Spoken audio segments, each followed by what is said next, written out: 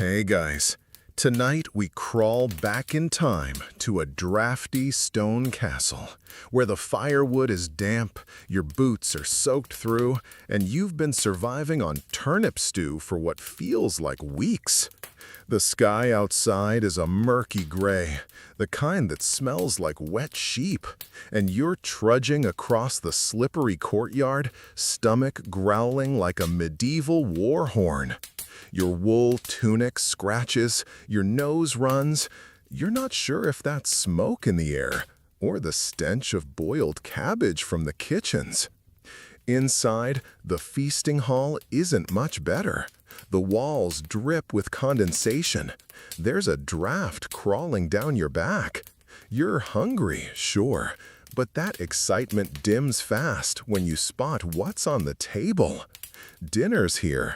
Technically, but let's just say you probably won't survive this. So, before you get comfortable, take a moment to like the video and subscribe, but only if you genuinely enjoy what I do here. And hey, drop a comment with where you're listening from and what time it is right now. I love seeing where in the world you're all tuning in from. Now, dim the lights. Maybe turn on a fan for that soft background hum, and let's ease into tonight's journey together. You start by trying not to trip over a hound. It's sleeping smack in the middle of the floor, next to a broken bench, snoring like it's earned its dinner. It probably has. You? Not so lucky. The first smell that hits you isn't food. It's wet fur, unwashed bodies, and something faintly sweet that might be mead or fermented barley someone forgot to bottle. Welcome to your evening. The steward barks your name and motions toward a seat near the kitchen hearth. Lucky you. The warmest spot in the room, assuming the smoke from the open fire doesn't choke you out first. You sit on a hard stool, creaky and uneven, and look at the wooden platter in front of you. There's something on it. A crust? A scrap of cheese? You're not sure if that's mold or herbs. Before you can analyze further, someone plops a trencher in front of you. If you're not familiar, a trencher is essentially half a loaf of yesterday's bread, scooped out in the middle and used as a plate. Which sounds eco-friendly, until you realize this one is hard enough to knock someone unconscious. You're expected to eat from it, then eat it. Bon appetit. And if you were wondering, no, that's not fresh bread. That's 3-day-old left by the fire bread.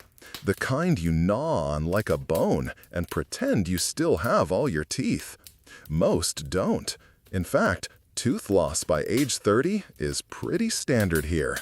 Dental hygiene, let's not even. Across from you, a knight picks at his meal with fingers crusted in dirt. You don't ask what battle he came from. Judging by the smell, it might have been with a cow. They bring out a dish, boiled oats. Technically called pottage, it's a porridge-like sludge. Someone's thrown in a handful of peas. There's a root vegetable floating in there. Maybe parsnip, maybe not. You take a cautious spoonful. It tastes like wet hay and despair. And still, you're grateful. Some people only get cabbage water. Historians still argue whether the diet of a medieval servant kept them lean out of health or plain malnutrition. One thing's certain, you're not overeating tonight. You're eating what's left after the Lord's table has had first pick, which means cartilage, gristle, and something chewy that might once have been duck or rat. Same texture, really. Someone beside you loudly blesses the cook. You're pretty sure he's drunk. The flickering torchlight plays tricks on your eyes. Shadows stretch and twitch across the walls like something out of a fever dream. You watch grease run down the sides of a candle made from animal fat. It smells like a wet dog on fire. Suddenly, a serving boy stumbles past, arms full of steaming dishes, and nearly drops a pewter jug of ale, a generous term for what's inside, probably barley water and hope. You glance around. The nobles at the high table sit a full level above, raised on a dais. Their plates gleam, their cups shine, their laughter is loud and smug, and their food smells better, spicier. They're feasting on roast meats, sugared fruits, and bread that actually bends when touched. Rich bastards. Still, you're not starving, yet. You take another bite of your trench bread-turned plate and chew. And chew. It's like gnawing wood. The texture does not improve with effort. Somewhere in the hall, someone's tooth cracks with an audible pop. But then again, medieval life isn't about comfort. It's about survival. You eat to stay standing. You eat what's given, and you thank whoever's listening that it's not spoiled. Though you're starting to suspect the cheese is fighting back. Just as you resign yourself to the pottage and regret, someone sets down a hunk of meat near you. It's grayish, stringy, smells faintly of ash and old socks. You poke it. It jiggles. The serving maid winks and says, "It's mutton." You're not sure if that's supposed to reassure you. Still, protein is protein. You dig in. It tastes honest, gamey, tough, and surprisingly satisfying once your teeth adjust. Probably hung for a few days too long, but hey, adds flavor. Sort of. You settle back, stomach just slightly less miserable than before. Outside, the wind howls. Inside, the fire crackles, and your neighbor starts snoring into his soup. You close your eyes for a second, just a second, and dream of butter. You don't know why. Your dreams of butter evaporate the moment someone drops a second trencher in front of you with a thud so heavy it shakes the table. This one's topped with a round, cracked hunk of bread that looks like it's been aged more aggressively than wine. You give it a tap with your knuckle. It sounds back, not metaphorically, audibly. The servant, a boy who might be 10 or maybe just malnourished 20, nods and mutters, "Best loaf in the hall tonight." You glance around. No one else looks thrilled. A woman with hands like shovel blades is trying to soak her bread in pottage long enough to soften it. Her face says she's failing. This isn't your average modern baguette. This is medieval horse bread, made of whatever flour was available. Rye, barley, maybe some wheat if you're lucky, all mixed with ground beans and old bran. And we're talking flour full of grit, milled on stone wheels that leave surprise bits of rock behind. Delicious. A good chew might just cost you a molar. You try anyway. You gnaw the edge, jaw working like a carpenter's clamp. You think about your dentist, realize they haven't been born yet, and suppress a whimper. Historians still debate whether these bread trenchers were actually eaten or just tossed to the poor or the dogs. Tonight, you're the poor, and there's a dog under the table eyeing your crust like it owes him money. But hey, bread's better than no bread. In fact, in most of medieval Europe, it was a staple so vital that a famine meant not just hunger, but literal riots. People killed over loaves. Towns hanged bakers who cheated on weight. There were laws on exactly how bread could be baked, priced, and sold. Break them, and you'd be pilloried with your buns. Still, the nobility had it easier. You glance up at the dais again and catch sight of a soft, fluffy white roll being passed down the table. It steams when torn open. It's made of finely sifted wheat flour, manchet bread they call it. served only to nobles with delicate palates and excellent digestion, probably soft enough to eat without risking dental catastrophe. The steward sees you staring and clears his throat. You look away, suddenly fascinated with your splintery hunk of floor tile disguised as food. A small boy beside you drops his trencher entirely. It breaks in half with a sharp snap, and he looks down like he's just lost a relative. You offer him a piece of yours. He chews it slowly, like betrayal. You think, maybe if you soak it in ale, it'll go down better. You grab your mug. The liquid inside smells like damp straw and sadness, but it's warmish and not technically toxic. You dunk the bread and bite. It's still awful, but now it's awful and wet. At least the nobles get butter, or lard, or cheese that isn't crawling. You get to imagine those things. You imagine so hard that for a moment you actually think you smell yeast rolls. Then you realize it's someone's foot. A man to your left breaks off a chunk of bread, dips it in the pottage, and mumbles a blessing that sounds more like a curse. You mimic him, just to be polite. The bread softens slightly in the stew. It also disintegrates into crumbs. You fish it out with a spoon and eat it anyway. The hall grows louder now. People talking, chewing, arguing. A child cries. Someone's hound lets out a fart so violent it clears a corner of the room. Medieval dining is not for the weak-hearted or the weak-stomached. Remember that dog under the table? Yeah, he's now licking your foot, probably mistaking your sock for another trencher. You lift your leg and tuck it under the bench. He sighs. And still, you chew. The bread doesn't get better. It just gets smaller. At some point, you stop tasting it altogether. It's a texture now, like sand or regret. But this bread, this indestructible slab of survival, has been keeping people alive for centuries. Soldiers marched on it.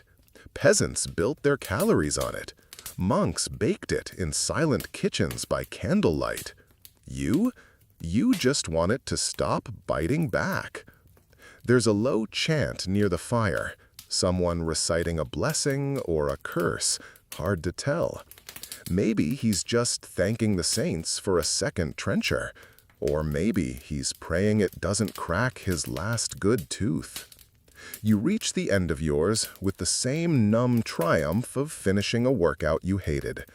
You don't feel good, you feel done. Then someone hands you another chunk, for sopping, they say, to soak up the remaining stew. You look down at the bread like it's betrayed you for the second time in one night. Still, you dunk it. It holds together, barely. You eat it slowly, thoughtfully, as if chewing will turn it into something edible if you believe hard enough.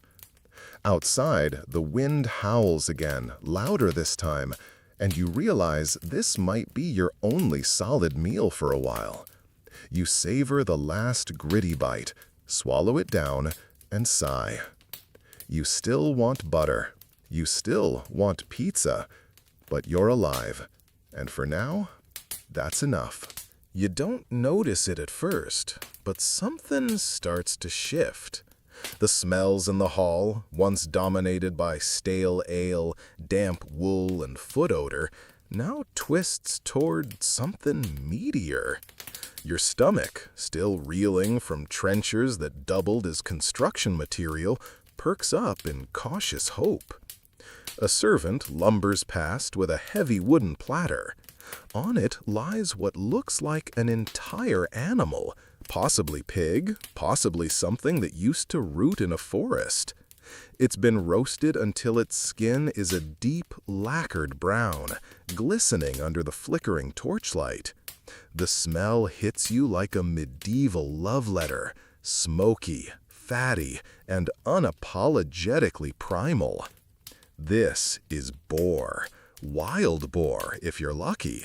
One of the crown jewels of a medieval lord's table, assuming he could afford the hunt, the meat, and the firewood to cook the beast. Which, tonight, clearly he can. You're not sure if the boar was caught by hounds, or if it just collapsed from heat stroke after being chased for 9 miles, but the result is the same.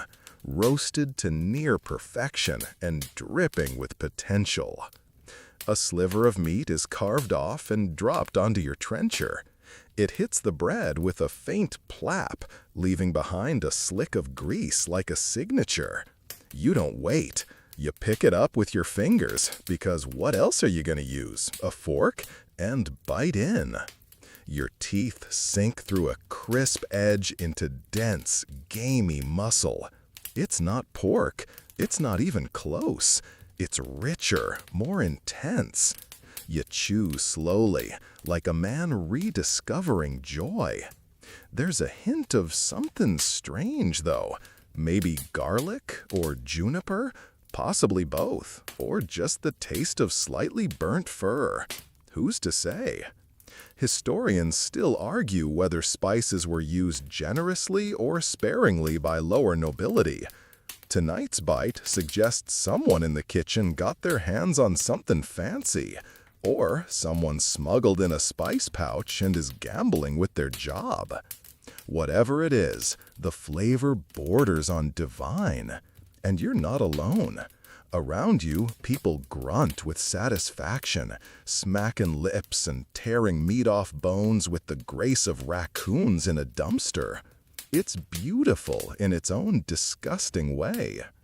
You spot the Lord up at the high table again, now with an actual knife. A small, elegant blade with an ivory handle. He slices meat so thin it's almost transparent. Then he dips it into what appears to be a sauce. You squint. Is that mustard? Mustard in this economy. Your peasant brain short-circuits. In the Middle Ages, mustard was one of the few condiments that didn't rot overnight, and it was versatile, made from seeds pounded with vinegar or wine, sometimes even blended with honey. Rich folk used it liberally. Poor folk used it when someone left the jar unattended. A man across from you grumbles as he fishes a bone from his mouth and tosses it to the dog. The dog catches it mid-air with alarming precision. You blink. You still don't like the dog, but you respect his reflexes. You reach for another piece of boar, but the serving boy yanks the platter away before you can claim it. He mutters, "Enough for now," and disappears into the crowd like a greasy ghost. You're left with the lingering taste of meat and regret. There's a clatter of pots near the hearth. More meat is coming, this time something strung on skewers.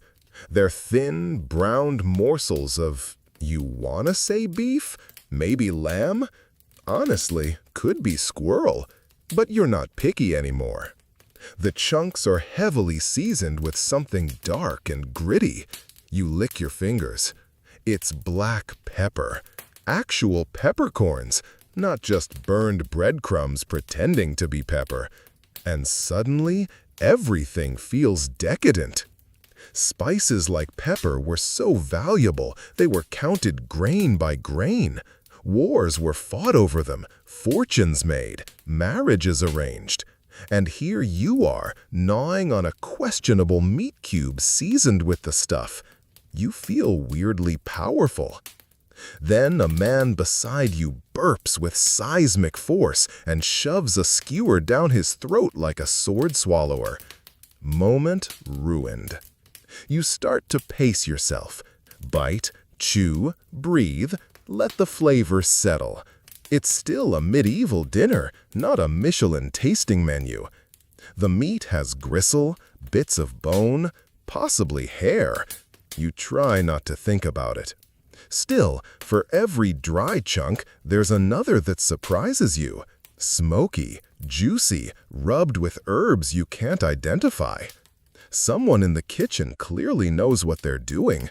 Or maybe you're just too tired and grateful to care. The boar comes around again, this time with chestnuts and onions spilling out of the cavity, a sort of stuffing, medieval style. You grab a spoonful before the platter vanishes again. The onions are soft and caramelized, the chestnuts mushy but sweet. You don't ask how long they were in there. You just eat. Around you, the hall quiets for a moment. People chewing, breathing, swallowing. Even the dog seems full, curled at the foot of the trestle bench like a greased sausage. And that's when someone sneezes, loudly, into their hands, then wipes it on their tunic and keeps eating. You set your meat down and take a thoughtful sip of ale. It tastes better than it did earlier, or maybe your standards have adjusted. The hearth roars, crackling behind you. Shadows flicker on the stone walls. A lute begins to pluck somewhere in the background, off-key, mournful, like someone serenading a pig they once loved. You lean back. Your belly's warm, your lips are greasy. The trencher bread now serves as an edible napkin.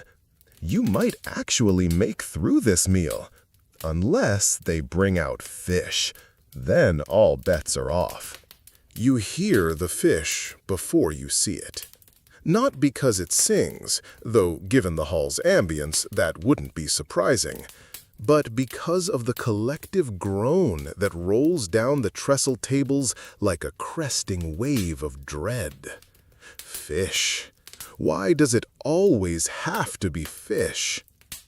A servant heaves a steaming wooden platter onto the nearest table. The smell hits your nostrils before your eyes adjust to the dim light. It's earthy, damp, slightly sulfurous, like the inside of a bucket that's been left out during a foggy week in November. You lean forward and squint. It's not just fish, it's pike, that long, aggressive river predator with a face like a grumpy sword. It's been boiled, maybe poached, definitely drowned in something that resembles broth, but smells suspiciously like pond water with dreams of wine. The cook has done their best. The pike is adorned with herbs, parsley, maybe sage, tossed over its spine like an afterthought. There's a thick white sauce pooling around it, flecked with mustard seeds and something green. Possibly leeks, possibly algae. You're not brave enough to guess. You glance around. Everyone's paused. This is a test, not of courage, but of politeness. The Lord is watching, still slicing meat into wafers with his dainty knife, but you can feel his interest drifting toward your table. So, you pick up a piece of fish. It slouches off the trencher like a tired slug. You brace yourself and take a bite.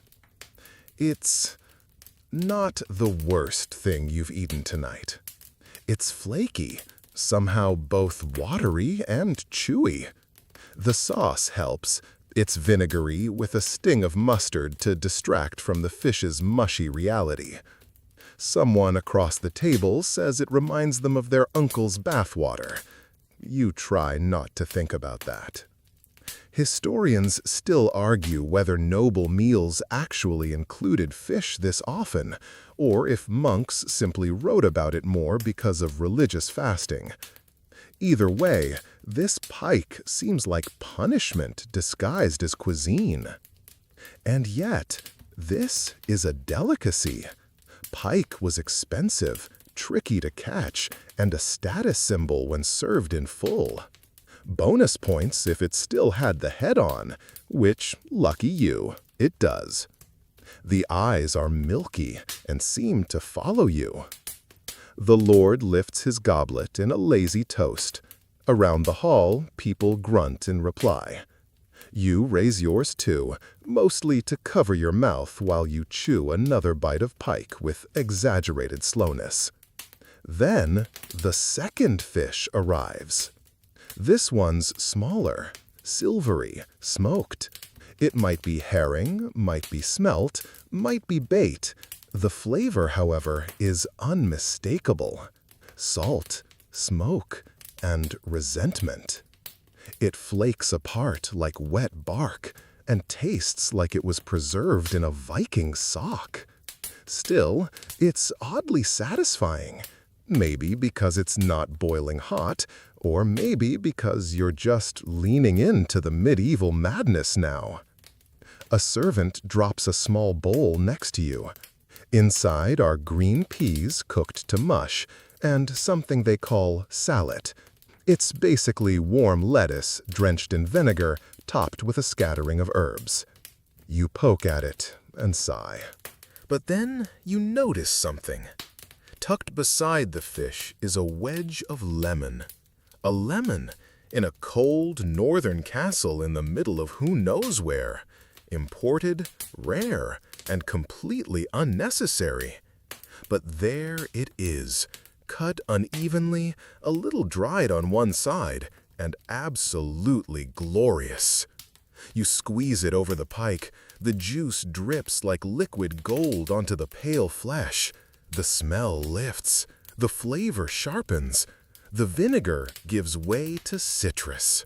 And just like that, the fish is tolerable, almost pleasant.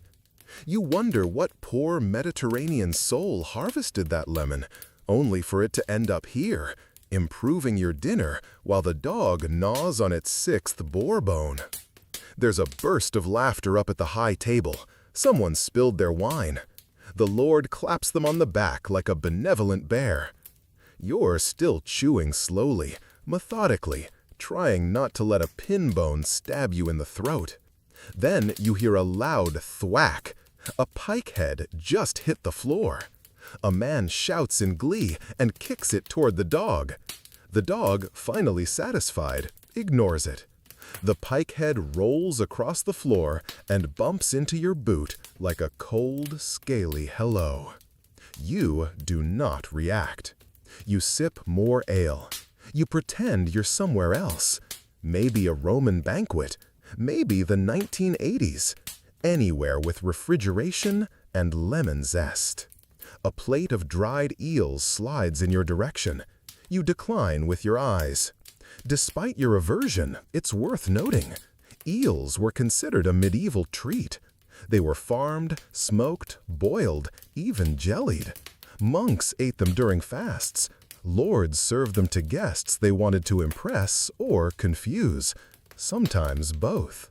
Tonight, the eel is curled like a gray pretzel and smells like betrayal.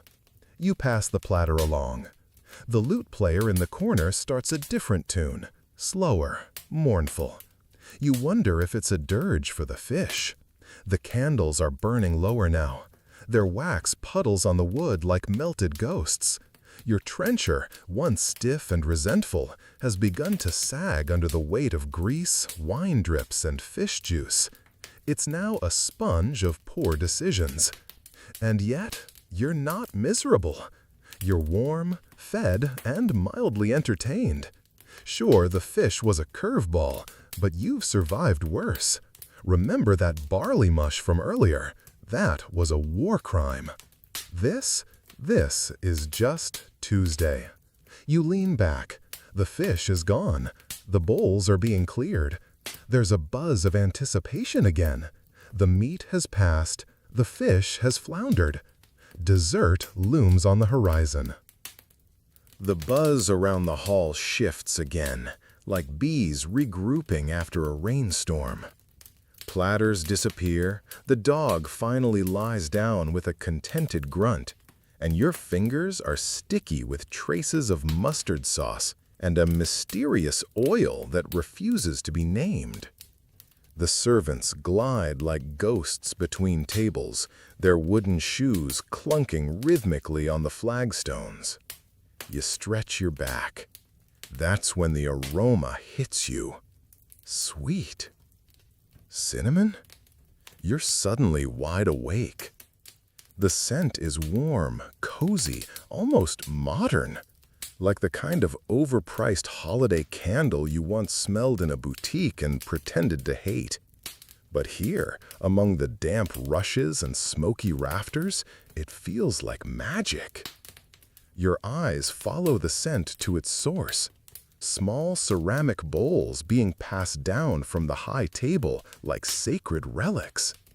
Each contains a thick, golden blob surrounded by syrupy juice. It wobbles slightly when moved. Someone calls it leche frita. Another calls it fried milk. Neither inspires confidence. You get a bowl. It's hot. You take a tentative bite. It's weird. Sweet and savory at once. Milk that's been boiled with honey, cooled until thick, then cut into chunks and fried in oil. The outer crust is crispy, browned with sugar and cinnamon. The inside is soft, custard-like, slightly grainy. It doesn't taste like anything you'd call normal, but it's definitely not offensive. In fact, it's kind of delicious. Historians still argue whether desserts like this were common or reserved strictly for high-ranking nobility. Recipes from the period suggest they existed, but who got to eat them? That's a mystery as sticky as your spoon. You scrape the last bits from your bowl, licking syrup from your thumb like a peasant with no shame. Across the hall, someone has already snuck a second helping. A third bowl is passed to the Lord, who waves it off with a burp and a grin. He's moved on to sweetened wine, swirling it in a goblet the size of your head. More sweets arrive. Small tartlets with quince jam, cubes of dried fruit, roasted nuts glazed in honey. You're offered a fig. It's wrinkled and leathery, like it's been judging people since the Crusades. You bite into it anyway. It's chewy and rich, the seeds crunching pleasantly between your teeth. Another servant passes, dropping candied almonds into your trencher. They're still warm, coated in a glaze of honey and pepper. Yes, pepper. It shouldn't work, but it does. Medieval cooks loved spice the way modern foodies love aioli. And sugar, oh, sugar was the gold dust of the kitchen. Imported, precious, hoarded like treasure. You've eaten more tonight than a monk might see in a month. One of the men beside you starts laughing, loudly, drunkenly. There's honey on his chin and crumbs in his beard. He slaps the table and hiccups, launching a chunk of quince towards someone 2 benches down. The target retaliates by flicking an almond off their spoon like a tiny siege weapon. The hall erupts into laughter. The lute player changes tempo. And then, as if on cue, the jester arrives. You hadn't noticed him before. Small, wiry, clad in mismatched colors with bells on his cap that jingle ominously as he somersaults into the room. His face is painted, his grin unsettling. You sip your ale. He juggles apples. He tells a joke involving a bishop, a donkey, and a misplaced turnip. It doesn't make sense, but everyone laughs, so you do too. Then he mimics the Lord, wobbling his head and burping theatrically. The hall gasps. A hush falls. The Lord chuckles. Crisis averted.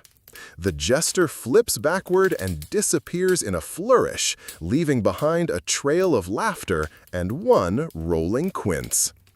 You return to your trencher, where a final dessert has landed while you were distracted. A slab of almond paste shaped like a bird. Marzipan.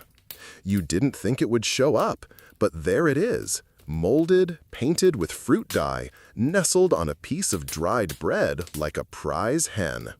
You poke it. It's firm. You bite its tail. It's sweet, nutty, and clings to your teeth like medieval glue. Still, it's impressive. The cook clearly had too much time and not enough supervision. Some nobles used to show off with entire scenes sculpted from marzipan, castles, saints, even battles. You eat its head in 2 bites. The lord is laughing again, his beard shiny with wine. A servant clears his goblet. Another brings him warm cloths to wipe his hands. You get a bucket and a stale linen napkin. Fair. The sweets taper off. The platters disappear. All that's left is the faint trace of spice in the air and the soft crunch of crumbs being brushed from tunics. And then you hear it. A gentle snore. Someone's asleep, face down in their trencher. The lord notices and waves a hand. The servants don't even blink. This is normal. You feel the same heaviness, settling low and warm in your stomach, tugging at your eyelids. The flickering candles blur around the edges. The shadows grow longer. Someone yawns across the room, setting off a chain reaction. But it's not bedtime yet, not for everyone. Now comes the drinking. You stay seated, because standing right now feels like a commitment you're not emotionally or gastrointestinally ready for. The food has settled in your belly like a stone wrapped in wool. And now, as the fire crackles louder than the conversation, goblets begin to refill with something darker, redder, and much more dangerous than the earlier table wine.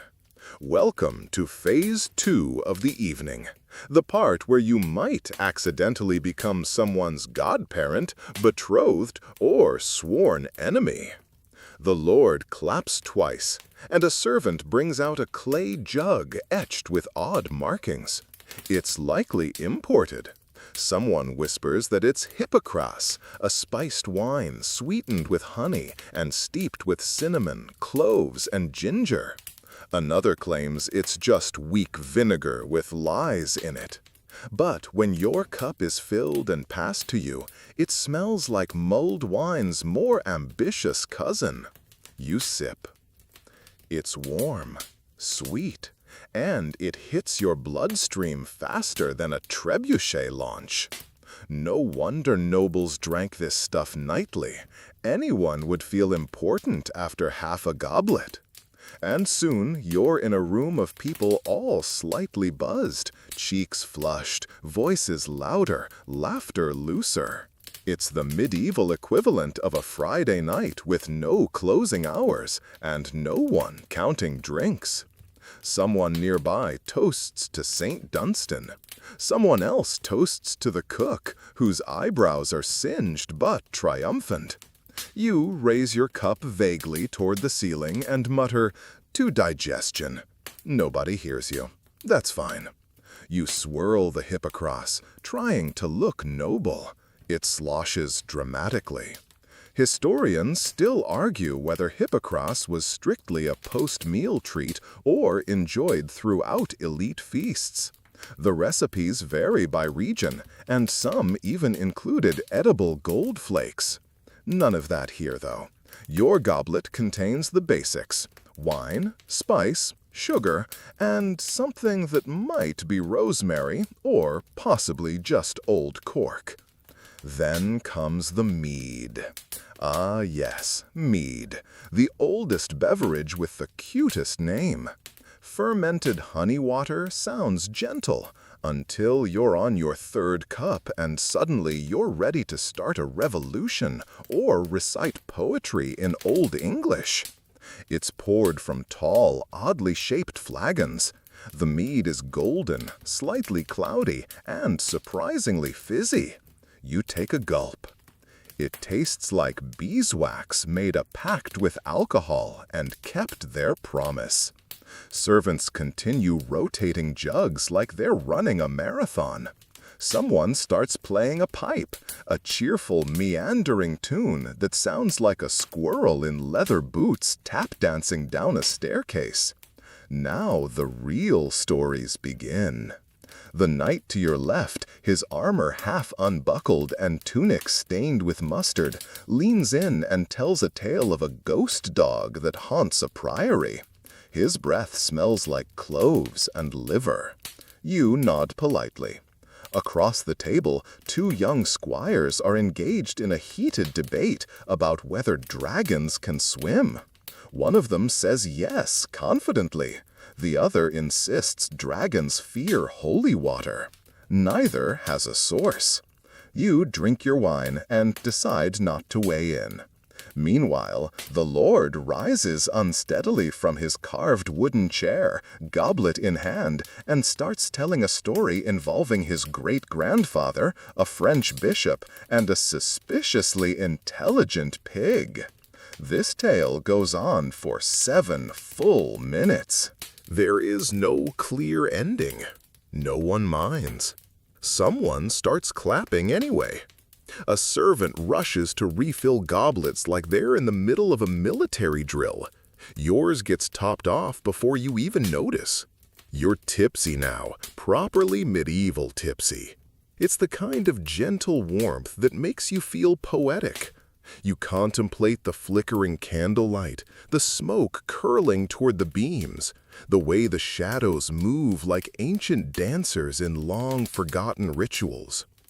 Then someone starts to sing. At first it's soft, a solo voice, cracked and low. But soon more join in. It's a drinking song, in Latin or Middle English, or possibly both. The tune is repetitive. The chorus comes around quickly. You hum along. Suddenly you're swaying. Not dancing, just gently wobbling in time with the hall itself, as if the building is exhaling after a long day of existing in the 13th century. You bump elbows with your neighbor. He gives you a solemn nod and a meat bone. You're not sure what to do with it, so you hold it like a scepter. The singing continues, louder, more joyful, off-key and wonderful. A dog howls along. No one tells it to stop. A monk at the far end of the hall begins quoting scripture, but he's slurring too badly for anyone to notice its revelations. You're smiling now, flushed, full of bread and wine and honeyed almonds and mystery milk fritters. It's a strange kind of comfort. Not sanitary, not safe, but real, raw, undeniably human. And just when you think the night can't possibly get weirder, someone starts juggling chicken bones. There's a cheer. The jester reappears with a drum and no shirt. You have questions? You ask none of them. The nobleman to your right suddenly stands and announces that he will recite a love poem he composed for a goose. The room falls into respectful silence. He begins. It rhymes. Kind of. Someone weeps. The fire pops loudly. You sip the last of your mead and let the heat of it melt down your spine. For a moment, the centuries fall away. The smells, the songs, the sticky hands and crude jokes, they're all so alive. It's nothing like the museum exhibits or sanitized reenactments. This isn't a reenactment. This is chaos, fermented and poured into a wooden cup. And you? You're drunk enough to love it. You're still holding the chicken bone scepter when the fire dims slightly and someone snuffs out a few candles, not for ambience, just because they've run out of tallow. The room hushes for a brief moment as if the very architecture is taking a breath. Then, from a dark corner near the tapestries, a harp begins to play. Not the flashy angel harp kind. This one's small, wooden, and missing a string. The notes are slightly off, but in the wavering glow of the remaining candles, it sounds like the beginning of a bedtime story told by someone who's seen too much war. You lean back, or forward. It's hard to tell anymore. A bard shuffles into the circle of firelight, his robes patched with unrelated fabrics, some velvet, some burlap. He wears a wreath of dried herbs on his head and smells faintly of onions and destiny. Everyone quiets, even the juggler sits. The bard starts to sing, his voice raspy but rhythmic. The story is about a knight, of course, and a cursed bridge made entirely of bones. There's a witch, naturally, and a talking mule named Bertrand who betrays no one, but still somehow causes the downfall of a kingdom. You're captivated. The lyrics make little sense, but the cadence lulls you. There's something about the way his fingers pluck the harp and his eyes glint with each plot twist. It's less about the logic and more about the vibe. Kinda like reading medieval tax records while tipsy. You don't understand it, but you feel it. Historians still argue whether bards at noble tables were actual musicians or just tolerated freeloaders with good gossip. Some were household fixtures, others wandering minstrels with a flair for political satire in the form of poorly disguised fairy tales. This one seems to straddle both camps.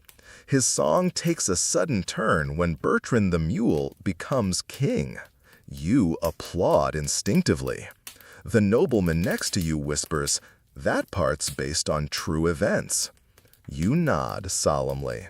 Of course it is. A new voice joins in, someone harmonizing off to the side, probably a cousin or servant with dreams of bardhood. The two singers swirl their voices together like honey into warm ale. And just as suddenly, the story ends. There is no moral, no resolution, just a final chord that fades into the crackle of the fire. You blink slowly. The candles now cast tall, exaggerated shadows that dance across the stone walls. One resembles a bear wearing a crown, or maybe that's just the mead talking. A page boy clears his throat and reads aloud a translated poem from the Latin. It's about a tree that falls in love with a nun. She carves prayers into his bark. He bleeds sap for her. They never touch. It's deeply weird. You moved. Another noble shouts for a round of riddles. A servant girl asks, "What walks on 4 legs at dawn, 2 at noon, and 3 at dusk?" Several drunk voices shout, "The Pope!" and "A really confused donkey!" and one simply yells, "Bread!" Eventually, someone gets it right, probably by accident. Then the firewood is restocked. A few logs hiss as they meet the embers, and the smell of resin and smoke curls up into your nose, laced with the faintest trace of wet dog. The Lord's hound has curled up by your feet. It may have claimed you. Someone begins reciting genealogy, back 17 generations. You zone out somewhere around Edgar the Fickle and start daydreaming about what your own medieval title would be. Maybe you the slightly sunburned, or you of the unwise mead choices. Probably both. The genealogy lecture devolves into a loud argument about whose great-grandfather actually took part in the Battle of Lewis. Voices rise, fingers point. One man declares, "My ancestor held the banner." Another scoffs and says, "Your ancestor held the horse's kale." You smile into your goblet. The insults are oddly specific and impressively petty. Eventually, the Lord himself interrupts. He claps once and declares that it's time for the challenge. Oh no. You immediately regret every almond and goblet you've consumed.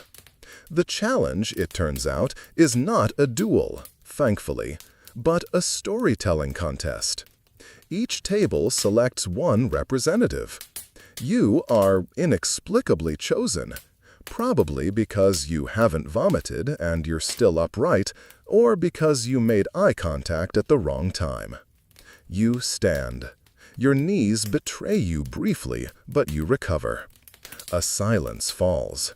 Not respectful, more concerned. You begin with something vague about a dream you once had, involving a goose, a storm, and a glowing loaf of bread.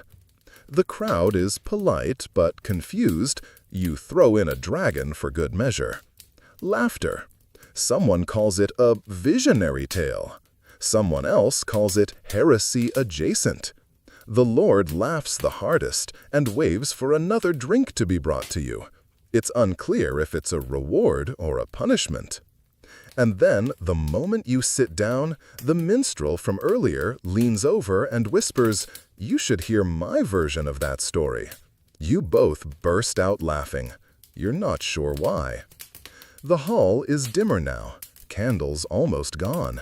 A few nobles have dozed off in their chairs, mouths open like low-rank gargoyles. The jester is napping face down in a trench of breadcrumbs.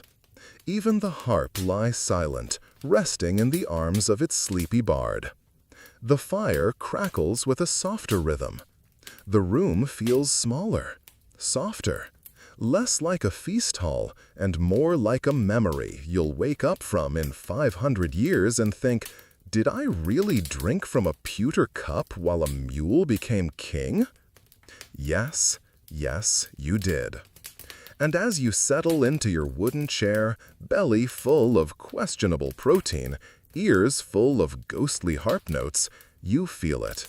The strange peace of having survived a medieval dinner party without dueling, fainting, or insulting the bishop's eyebrows.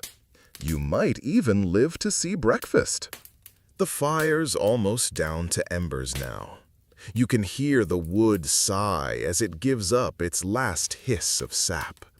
Most of the nobles have slumped in their seats like melted wax figures. Some snore. One has his face firmly planted in a bowl of congealed barley stew, which frankly is still more dignified than the way the steward is currently trying to eat a turnip in his sleep. You, meanwhile, are still upright, barely. But you've been promised cheese. And in a medieval hall, cheese is never just cheese. It's an event. A gong rings, not because it's necessary, but because the steward really likes using it. The sound echoes through the rafters like a bored god yawning. And then, with exaggerated ceremony, the cheese cart rolls in. Not pushed, pulled by two small oxen, draped in velvet. No one questions this. You certainly don't. The cart itself is impressive. Polished wood, engraved with vines and little saints holding wheels of cheese. On top, a cloth of gold hides the treasure. The crowd perks up. Even the guy who drooled into his stew stirs and mutters, "Brie." You lean forward, ready. The steward dramatically peels back the cloth. And there it is. The cheese wheel. Enormous, sun yellow, cracked just enough to show its creamy, mildly alarming insides. Beside it, a blue-veined wedge that smells faintly like regret and wet caves. There's a soft goat's cheese rolled in herbs, which someone immediately claims as their birthright, and a smoked cheese so tough you could shingle a cottage. This is the climax. This is the last boss battle of the feast. The knife is passed around ceremonially. Everyone takes a wedge. You're handed a slice that looks like it could either heal you or haunt your digestive tract forever. You take a bite. It's sharp, sour, strangely floral. Kind of like chewing on a monk's philosophy thesis. Historians still argue whether medieval cheese was actually good, or if everyone's taste buds were just too malnourished to complain. Most agree that by this point in the meal, you'd eat anything that wasn't actively trying to bite back. A noblewoman across the table declares the cheese heavenly, and immediately follows it with a prayer for digestive mercy. Someone offers fruit preserves, plums soaked in wine, and tiny apples pickled with rosemary. The combination is oddly modern. You half expect a bearded sommelier to walk in and suggest a Chardonnay pairing. Instead, you get another hunk of dark bread and a whisper from a servant girl offering honey scraped from the comb that morning. She says it's from the Lord's private hive. You try a dab. It's sunlight. You'd marry it. The crowd is quieter now. The loud jokes are gone. People chew slowly, sigh occasionally. The cheese, like some dairy lullaby, is calming them all. A scribe begins reading poetry again, this time from a tiny book bound in calfskin. The verse is about winter and longing and, confusingly, radishes. You're not sure if it's meant to be funny or not, but the old knight beside you is weeping openly, so you pat his chainmail and nod. The bard from earlier hums in the background, plucking the harp with less confidence but more emotion. One of the oxen lies down. No one moves it. You hear a story drift through the hall. One noble quietly telling another about a cheese so potent it was outlawed during a siege for inviting the plague. Probably not true, but you write it down in your head for later. Your chair creaks. You shift. Somewhere in the rafters, an owl hoots once. The cheese is nearly gone. Only crumbs and rinds remain, and the smoked one appears to have been repurposed as a doorstop. At this point, dessert appears, or what passes for dessert. Bowls of pears stewed in wine, trays of almond-stuffed dates, a cake made from crushed barley, honey, and what the cook only describes as forest flavors. You try a bite. It tastes like a pine cone had a dream. Still, you finish it, because it's dessert, and in this castle, not liking dessert might get you excommunicated. Across the table, someone begins to sing again. A lullaby, maybe, or a hymn. It's slow, circular, the kind of melody that could go on forever, and you wouldn't notice. You sway slightly, or maybe that's the table. There's a toast, soft, slurred. To Lord Aelric, someone mumbles, who once defeated an entire Viking raid by refusing to open the gates and throwing out stale cheese until they left. Everyone cheers, except the dog. It's asleep on your foot now, warm and snoring like a knight in comfortable armor. The steward asks if anyone would like boiled nuts. No one answers. He brings them anyway. They're lukewarm and vaguely spicy. You eat two and hide the rest in your sleeve. A boy begins juggling apples. He's very bad at it. No one cares. It's almost peaceful now. The hall wrapped in the last ribbons of smoke and candlelight.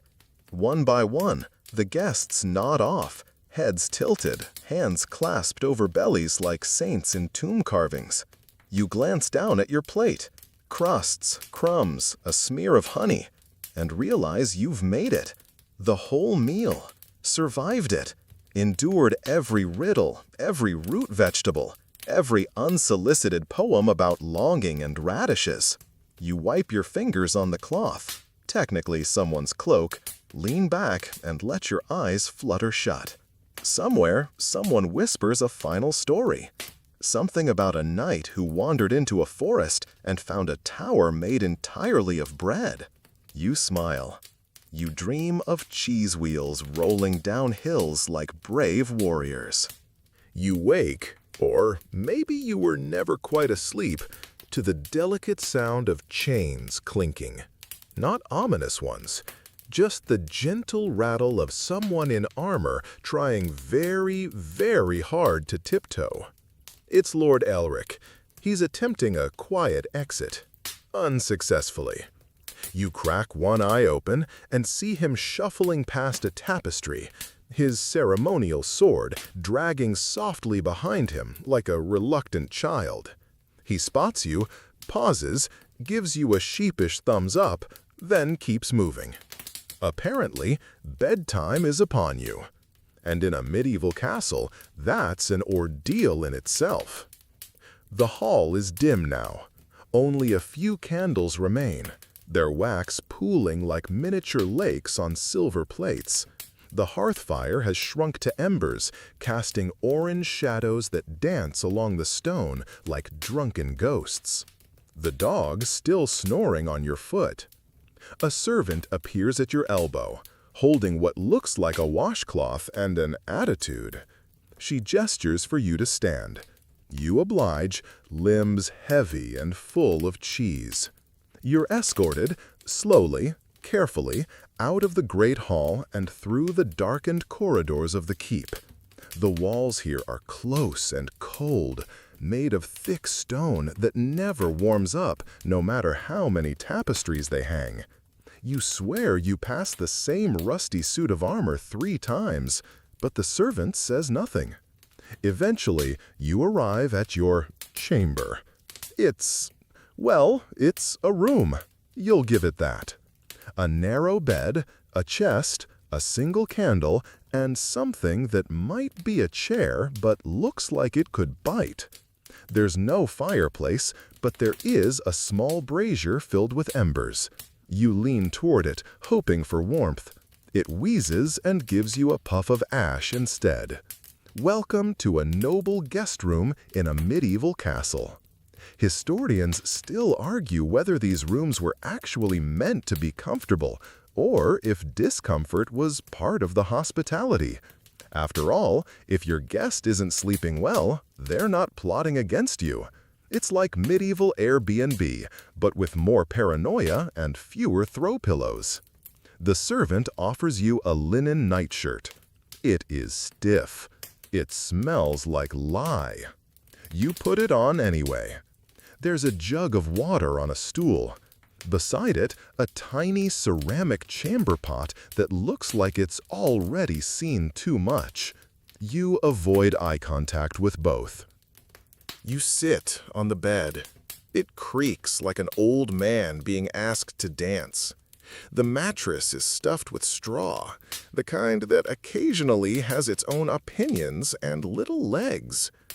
You flatten it out with your hands and try not to think about the fact that feathers were reserved for royalty, or possibly chickens with better lawyers. Above you, a single spider performs its nightly acrobatics. You wish it well. You blow out the candle. And now, it's just you, the dark, and your very full belly. The room is quiet, save for the occasional pop from the brazier and the sound of your own digestive system negotiating peace treaties. You lie back, staring into the dark, and start to reflect. On the bread, the meats, the endless cups of wine that may or might have had a hint of iron in them. Still not sure if that was flavoring or someone's forgotten dagger. You remember the cheese cart, the oxen, the noblewoman who whispered that she once saw a wheel of Gouda roll down a mountain and crush a tax collector. Possibly a dream, possibly real. You think about the fish, the mysterious green sauces, the way everything was either boiled or burned and somehow still edible. Your stomach gurgles in agreement. There's a sound in the corridor, a scraping, followed by a low thump. You don't investigate. Nothing good ever comes from midnight castle investigations. Instead, you curl tighter into the thin wool blanket and try to find a position that doesn't involve your hips poking the bed frame like a medieval xylophone. The wind whistles outside. The window slit lets in a ribbon of moonlight and cold air. You pull the blanket over your head and pretend you're in a cocoon made of wool and distant fart sounds echoing through stone. Historians still debate how common it was for guests to actually sleep inside the castle keep itself. Some claim that most visitors were stuffed into barracks or outbuildings unless they were incredibly important. Others argue that nobles loved showing off their draftiest rooms. Either way, you've earned your spot here by simply surviving dinner. The brazier hisses again. You're warm-ish. Kind of. Maybe. You start drifting. You dream of carrots the size of spears, of monks arguing over whether raisins belong in pudding, of a pig in a waistcoat politely asking if you'd like more ale. You're not sure if you're asleep, but you're definitely no longer entirely present. Until you hear the bells. Distant, slow, rhythmic. It's the midnight prayers, or maybe a ghost wedding. Could go either way. You roll over, try to tune them out, but now your brain has decided to replay everything that happened in the past 10 hours. The servant with the haunted eyes, the turnip poetry, the hard cheese that may have cracked a tooth. Your eyes adjust to the dark. You notice something scuttling across the floor. You pretend it's a friendly beetle and name it Joffrey. Joffrey minds his own business. You envy him. Eventually, after what feels like a century, your body gives up. The wine, the walking, the sheer volume of goat butter. It all drags you down like velvet weights tied to your limbs. You sleep, and the castle sleeps too. Mostly. A candle flares in some distant corridor. A rat waltzes through the pantry. And Lord Aelric? He's probably sleepwalking into the moat again. But you're still, wrapped like a sad little burrito in scratchy linen, dreaming of cheese wheels and barley porridge. And somewhere, the spider above your bed spins just one more thread. Dawn creeps slowly into your room, sneaking through the narrow window slit like a shy cat. The chill in the air wakes you up abruptly, reminding you that medieval castles were not built with comfort in mind. They were built to keep enemies out, not guests warm. Your breath puffs in small clouds, mingling with the faint scent of damp stone and leftover cheese crumbs from last night's feast. You roll out of bed, stiff and groggy, and find the chamber pot where you left it.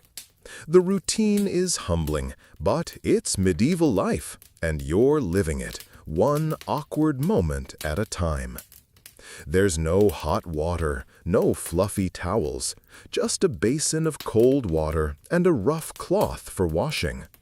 You splash your face and attempt to shake off the lingering haze of wine and cheese. Outside, the castle is waking.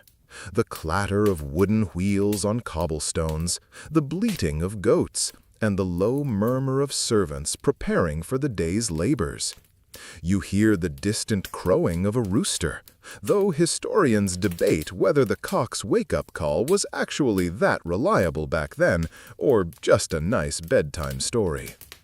You follow a narrow stone staircase down to the great hall, where the morning meal is being set out. It's a simpler affair than last night's banquet. Coarse bread, porridge, and something resembling watered-down ale. The Lord Steward greets you with a nod and a gruff "Good morrow." You wonder if he's still trying to shake off last night's cheese coma. Breakfast is quiet, except for the clink of wooden spoons and the occasional murmur of monks chanting in the chapel nearby. There's a roasted bird, probably pigeon, with herbs that fill the hall with a sharp, piney scent. You nibble cautiously, aware that medieval cooking wasn't always kind to modern palates. You notice a small boy darting through the crowd, balancing a tray of fresh eggs on his head. One slips off and cracks on the floor. No one seems surprised.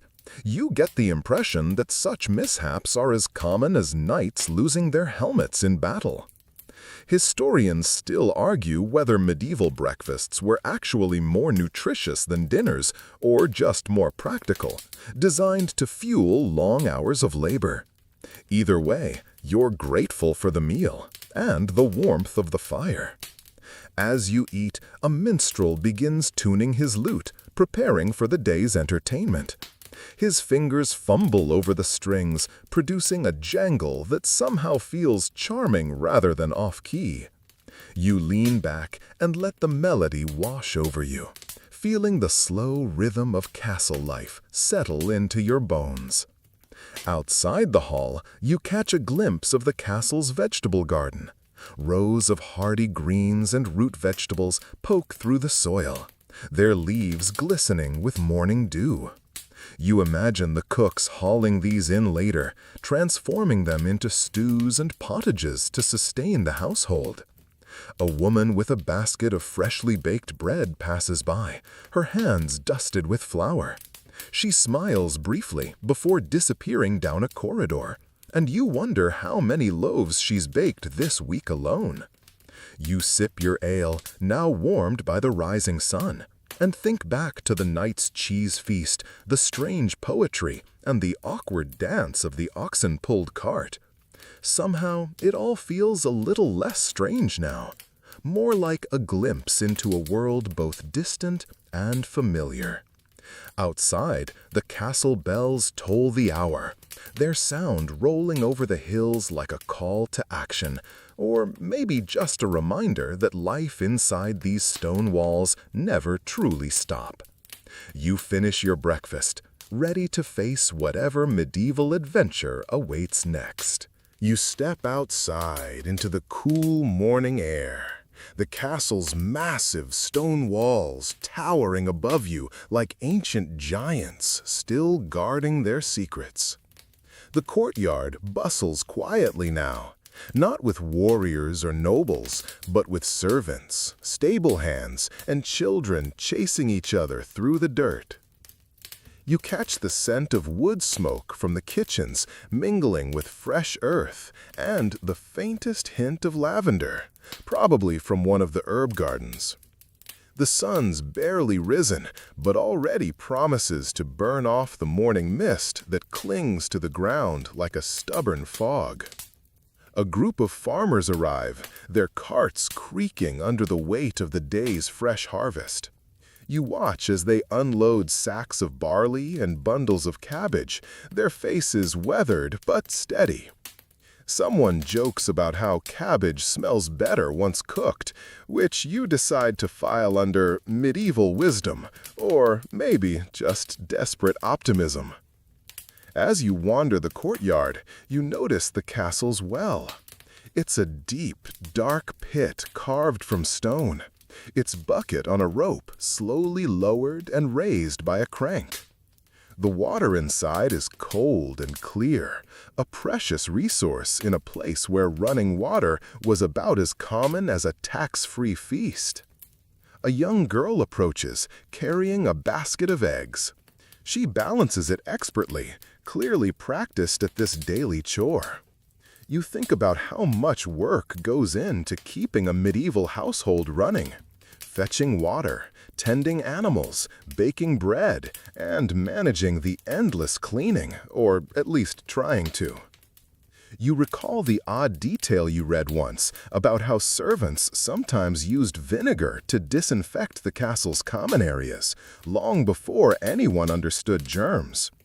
It probably smelled worse than the medieval cheese platter, but hey, hygiene was a work in progress.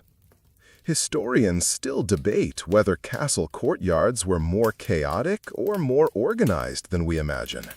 Some argue they were bustling hubs of activity and gossip, while others insist they were tightly controlled spaces where everyone knew their place. Your gaze drifts to the stables, where horses stomp and neigh, impatient to be ridden or fed. A stable hand brushes down a sleek black stallion, humming a tune that somehow reminds you of a modern pop song, though maybe that's just your imagination. Nearby, the castle's blacksmith is already at work, sparks flying as he hammers red-hot iron into horseshoes and tools. The rhythmic clang echoes through the courtyard like a heartbeat, steady and sure. You watch a group of men practicing swordplay, their wooden training swords thudding against shields with a dull, satisfying thump. You imagine the real thing must have been much louder and far more dangerous. As the sun climbs higher, the castle's rhythm quickens. Carts roll in and out, voices rise and fall, and somewhere a dog barks enthusiastically at a stray cat. You smile, feeling the pulse of medieval life beat strong in this stone fortress. You lean against the wall, taking it all in, and realize that despite the rough edges and hardships, there's a strange beauty in this daily dance. A life balanced between survival and ceremony, toil and tradition. The smell of fresh bread wafts from the kitchen again. You decide it's time for a second breakfast, or maybe just a slice of that mysterious ancient cheese. You wander toward the castle's chapel, where morning prayers are underway. The scent of burning incense mingles with cold stone and faint traces of beeswax from melting candles. Voices rise and fall in Latin chants, echoing through the vaulted ceilings like a soothing lullaby for the restless stone. The chapel is small but beautifully adorned. Stained glass windows filter the sunlight into kaleidoscopes of color that dance gently on the cold floor. A few monks kneel in silent devotion, their robes whispering softly as they move.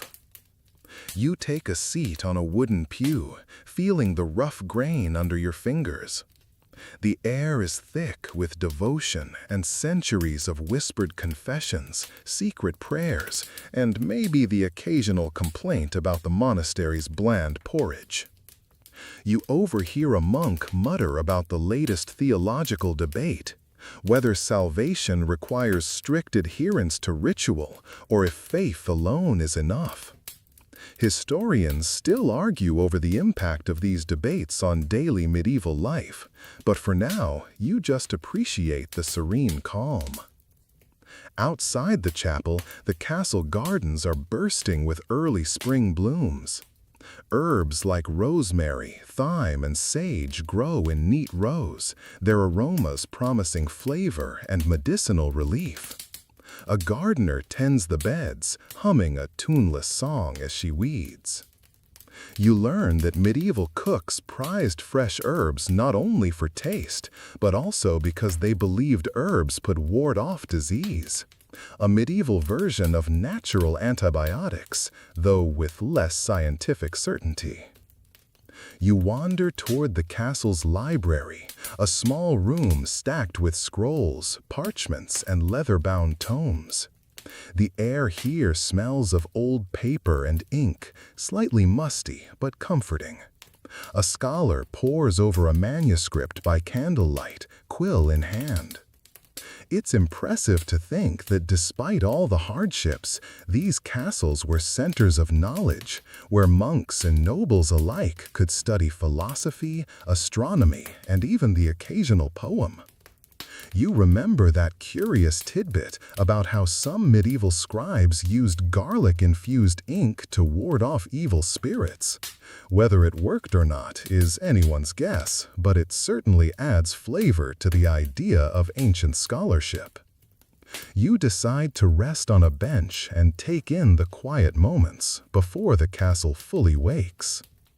The soft clatter of armor begins again, and you realize the day's training sessions are about to resume.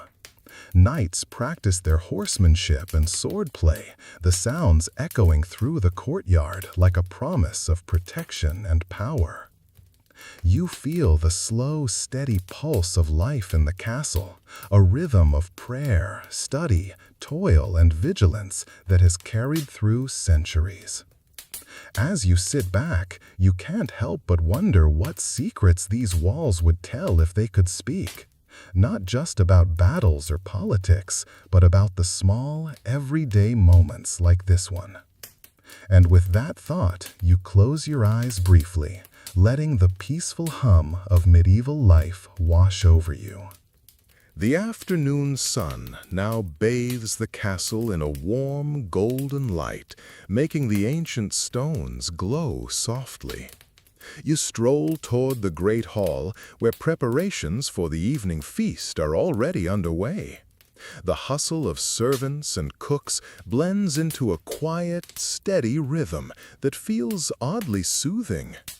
You catch the aroma of roasting meat, probably a boar or deer, mingled with the earthy scent of root vegetables and spices brought from faraway lands.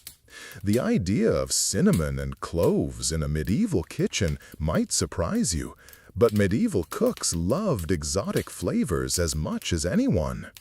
One curious detail you remember is that spices were so precious they were sometimes used as currency or gifts for kings. Historians still debate how widespread their use was among common folk, but in the Lord's Hall, you can bet they were front and center.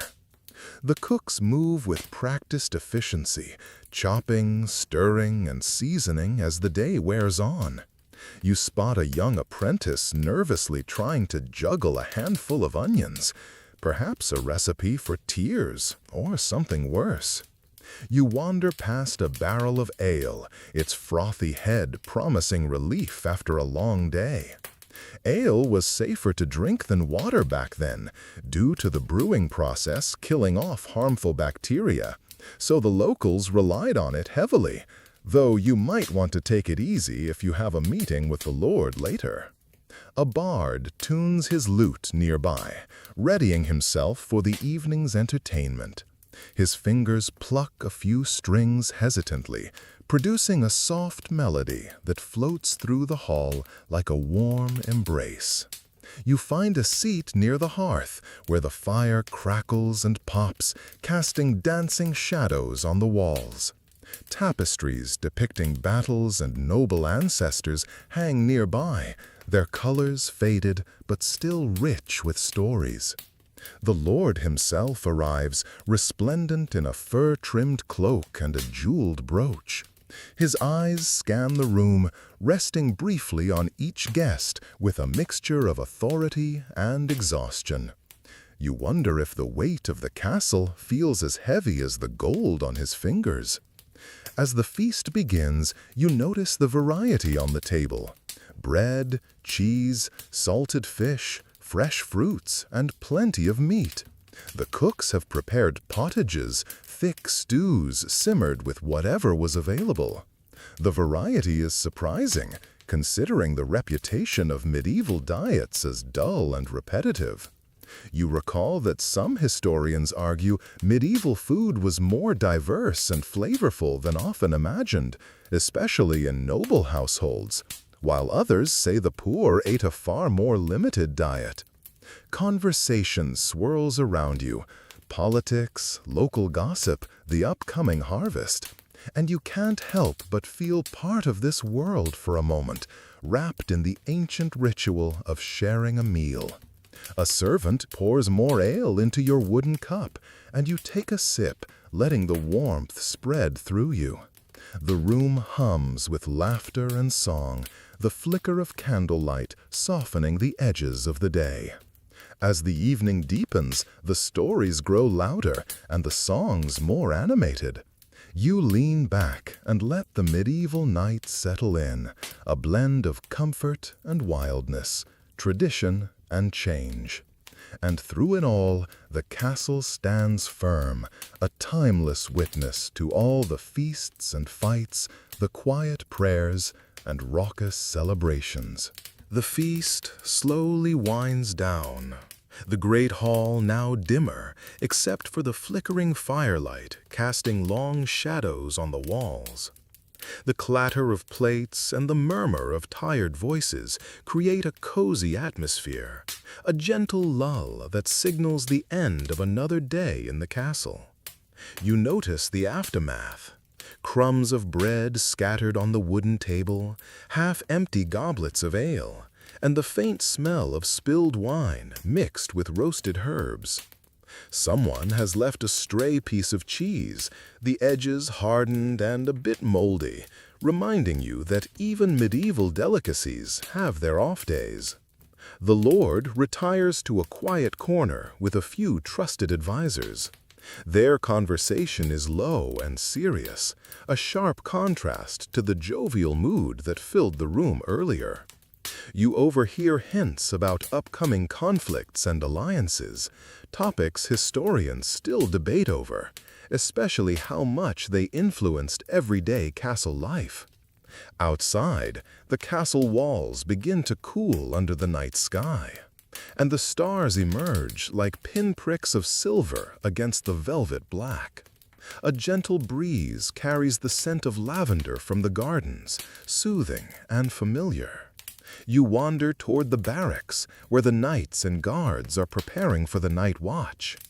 Their armor clinks softly as they move, a metallic reminder that safety here depends on vigilance, even in the stillness of night.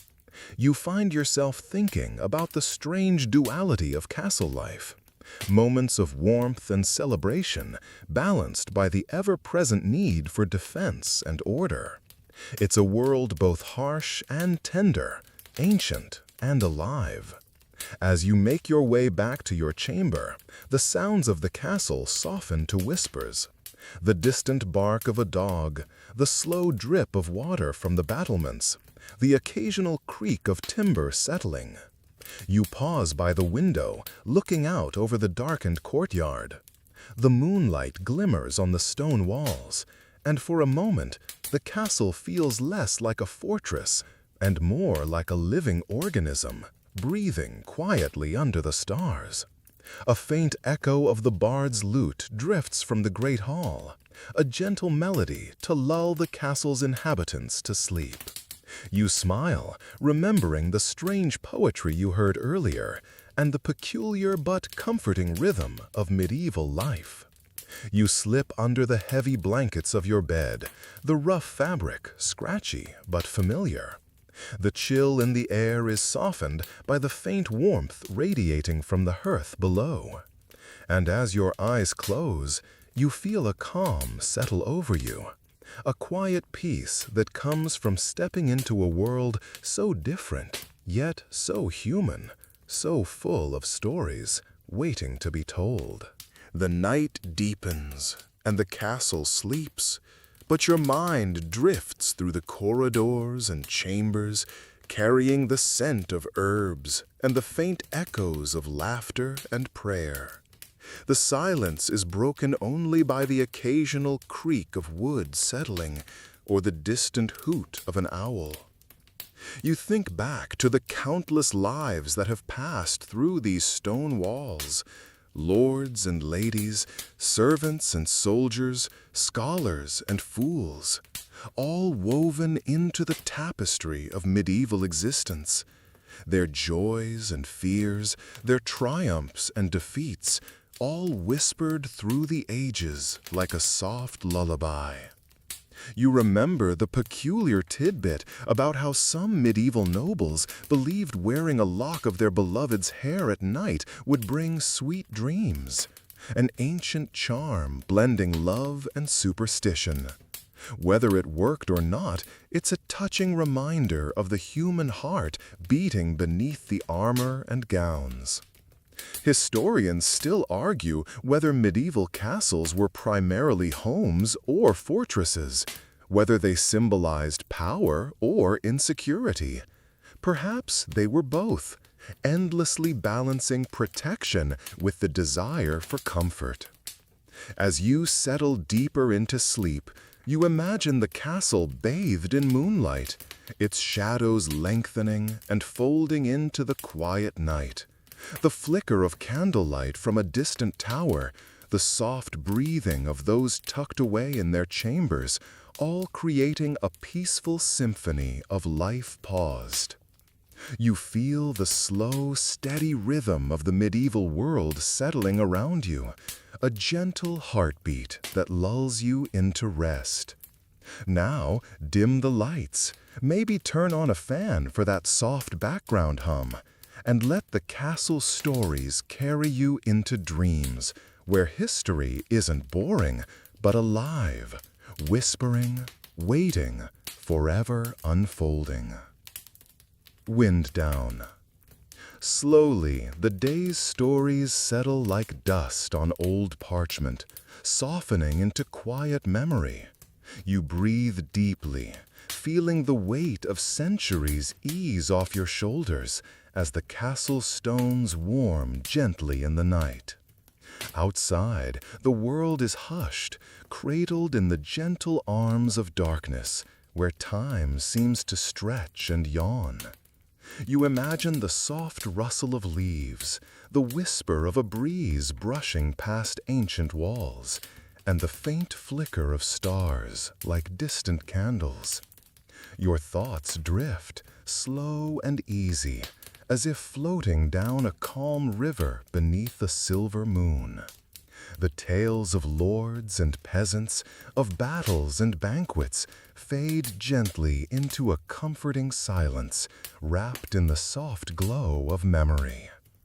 Let the quiet settle over you now, a tender cloak woven from the echoes of history and the gentle hum of night.